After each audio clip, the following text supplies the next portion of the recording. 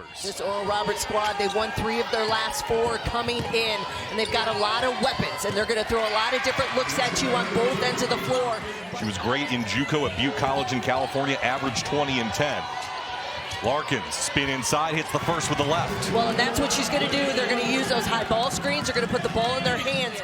They force Grace Larkins into double-digit turnovers. You got to get the ball out of her hands, and you got to make her make a decision. Second chance opportunity, Ruthie Udomo hits from the foul line. You just see even these first 3 minutes, the deliberate pace that USC's trying to play at. Larkins step through. She's got all 4. That's a lot of contact, and that's going to be a tough matchup for Weinrich down low. Here is Weinrich back out to Tramble. Ruthie Udomo doubled, made it anyway. Inside. And that's that tough defense. They've clamped down. Once Larkins kind of crosses that midline, David, you're going to see a lot of white jerseys around the Summit League Player of the Year. Turnaround from Weinrich in the lane. Going back to Oglesby, the phrase that Kelsey Music used was sucker punch for the other team. And it really is. It doesn't happen very often where you get that type of player with her numbers, her efficiency, and her ability to do so many different things.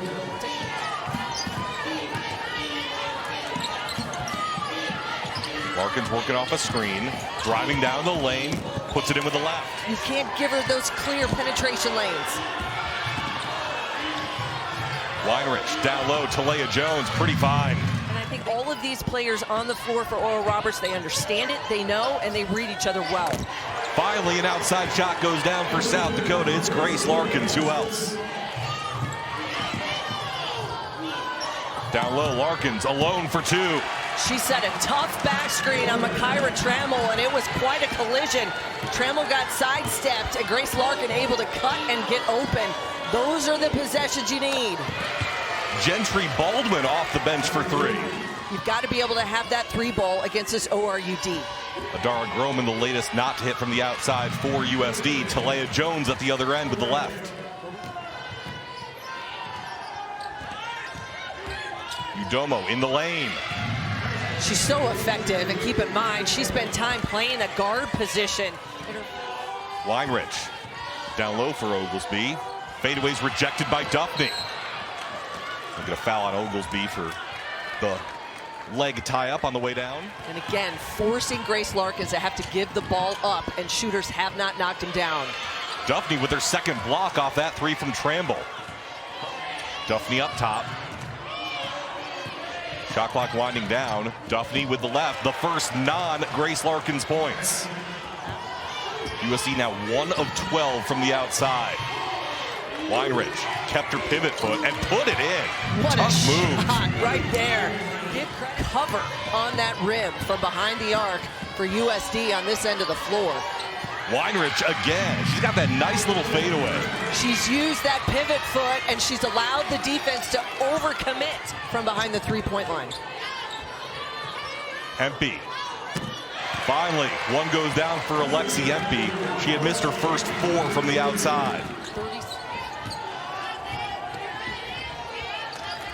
Gabby Wilkie will try an outside shot and connect. Back-to-back triples for the Coyotes. And the team, South Dakota State's opened it up from 3. And that's a tough matchup right there with Tyler Hurd. I think she's incredibly physical. It is a tough position for Grace Larkin to be able to get by. Second chance opportunity for Talea Jones.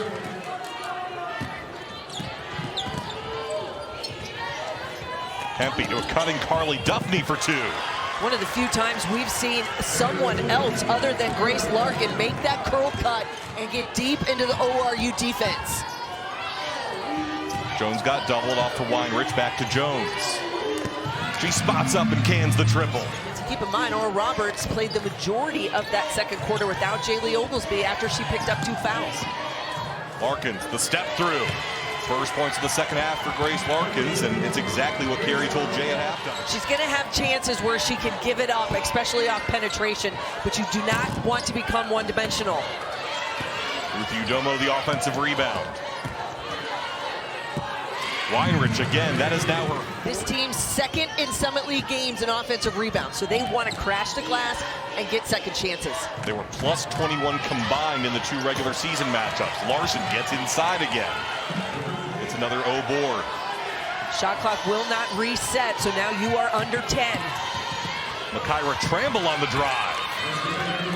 You mentioned it during the halftime, David. They have let him play. Now, a lot of free throws have been shot, and a physical nature with Grace Larkins down low, but an and one coming for ORU. Ruthie Udomo with a chance at a three-point play. The floor, that's why she can spin quick and finish.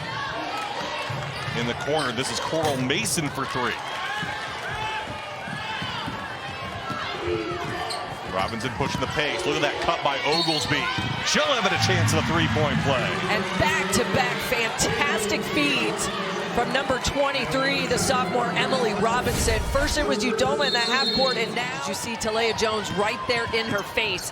When it has been a struggle for USD, it is because they have been contested threes. How about that move by Jaylee Oglesby at the other end, just hanging and hitting with the offhand. Looking to add on here. Oglesby. Tough angle, my goodness. And she has just an uncanny way of understanding the angles, position. The bench.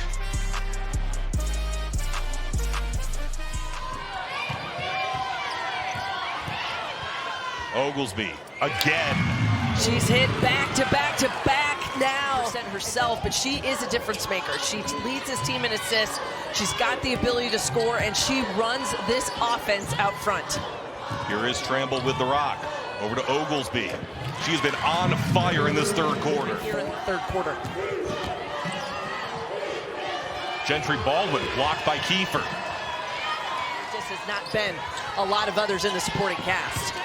She tried to find a cutting Gabby Wilkie, but it's picked off again. Turnover starting to become a factor for the Coyotes. Back to Oglesby, weaving through traffic. Yeah, this that third quarter struggle has been a bit of a theme for South Dakota in the second half of this season, guys. You look at North Dakota State, they led that game at the half. I think it's one of the things we talked about in the game last night with Omaha and Denver, David, is that sometimes you just use so much energy to get yourself out of a hole, to be able to get back into a game.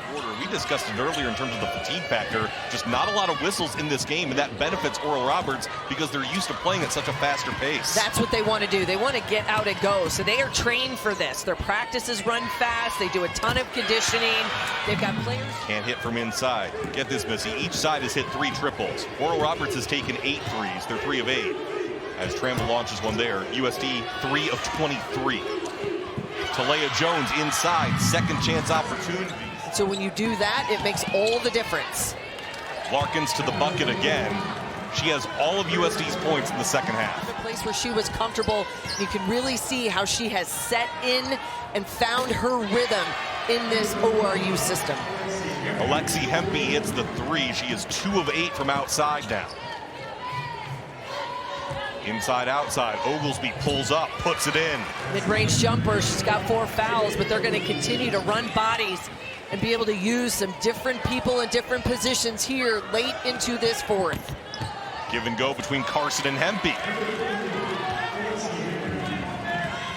That's like a coach's dream right there. Hempy. She's hit 2 straight from outside here in this fourth quarter. So much because there's so much attention from the defense on Grace Larkins. Oglesby mid-range game strong. Shooter. She only has 6 attempts this season. She doesn't even look for it. And it's just old school, and you have to love that. And the fact that she knows, she says she doesn't want to be a three-point shooter. She lives in that mid-range. She's comfortable with it. The assistant coaches talked to me about it when I saw them a few weeks ago, is that she just understands angles. She makes herself available. Midway through this fourth quarter, here's Wilkie in the corner for 3. Wilkie is one of the few freshmen getting time for the South Dakota squad. She's had a nice second half of the season. Yeah, coming in from the state of Wisconsin, and you can tell some of these younger players, they are going to get quality minutes, but they're going to have to find and understand what their role is going to be for Carrie Amy going forward. They're going to get big minutes, going to be called upon. Oglesby from the corner. Left for a couple years, about a decade ago, but have been back, and they are a semifinal regular. It's about breaking through to that championship round as Megan Weinrich makes a nice cut inside. Well, there's Get just some kids that she's recruited into Vermilion. well, and she has a familiarity from her time at Hastings in the Division II ranks, Northern Kentucky, or year at Idaho. Understands that you can build using the portal. But beat Baylor in the second round of that tournament, along with Ole Miss in the first round. Cassidy Carson inside. There's some good pieces in Vermilion. It's just about finding consistency for all of them. And all those options are on the table. They're going to build something and continue to rebuild of what they want to do there in Vermilion. Defense, how much more efficient and better they were on the offensive end. It all came together. It was their spark and Jaylee Oglesby off the bench. Put all those pieces together and you get yourself a 20-point quarterfinal win. Exactly what Kelsey Musick wanted to see coming in to today.